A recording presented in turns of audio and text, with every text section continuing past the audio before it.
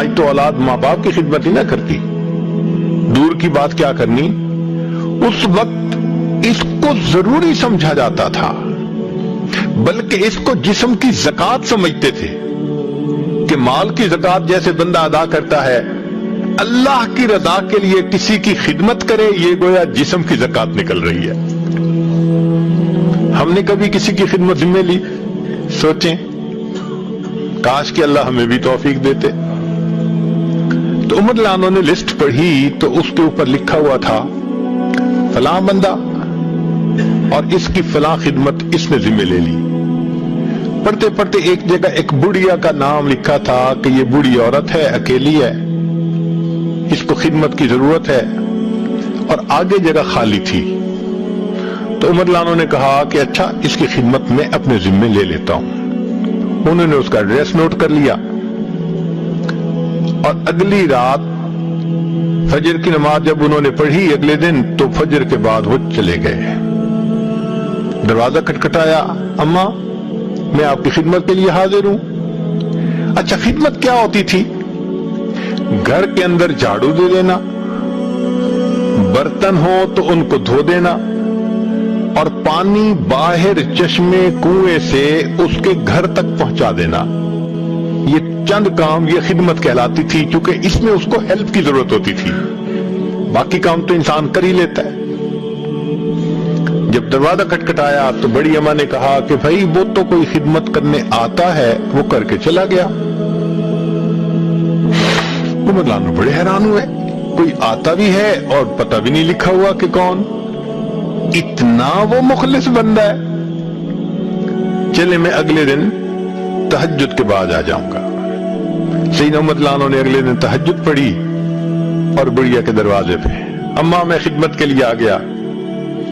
اس نے کہا بھئی وہ تو کوئی خدمت کے لیے آتا ہے اور خدمت کر کے چلا جاتا ہے۔ اماں کیا نام ہے؟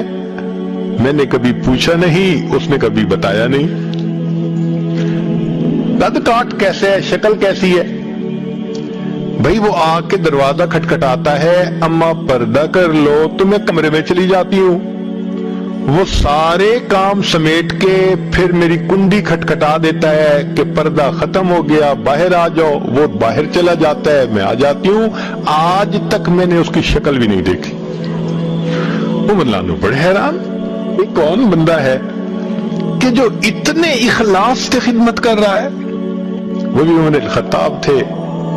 کہنے لگے اچھا، اگلے دن عشاء کی نماز پڑھی اور جا کر اس بڑھیا کے دروازے کے قریب ہی چھپ کر بیٹھ گئے، دیکھتا ہوں کون آتا ہے۔ فرماتے ہیں کہ جب رات گہری ہو گئی، لوگ نیند کی آغوش میں چلے گئے، اس وقت میں نے دیکھا کہ کوئی بندہ بہت آہستہ آہستہ پاؤں اٹھاتے اٹھاتے اس بڑھیا کے دروازے کے قریب آیا۔ جب آیا تو میں نے پوچھا من انت، بھائی کون ہے آپ؟ تو اس کے جواب میں امیر المومنین ابو بکر صدیق لانو کی آواز آئی، میں ابو بکر ہوں۔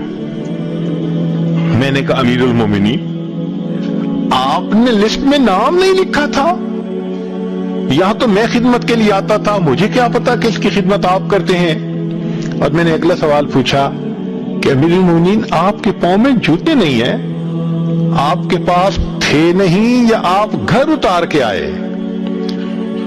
تو سیدنا صدیق اکبر نے جواب دیا، عمر لوگوں کے آرام کرنے کا وقت ہے، میں نے اپنے جوتے گھر اٹھا کے رکھ دیے کہ ایسا نہ ہو میرے پاؤں کی آہٹ سے کسی کی نیند میں خلل نہ آ جائے۔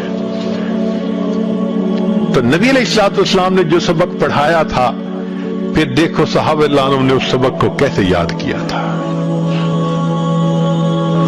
وہ کسی کا دکھ نہیں دیکھ سکتے تھے، وہ دکھ شیئر کرتے تھے ایک دوسرے کے۔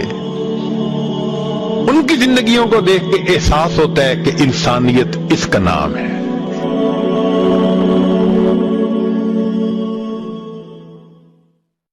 دین کی بات پھیلانا صدقہ جاریہ ہے، ثواب کی نیت سے ویڈیو کو شیئر ضرور کیجیے۔ جزاک اللہ۔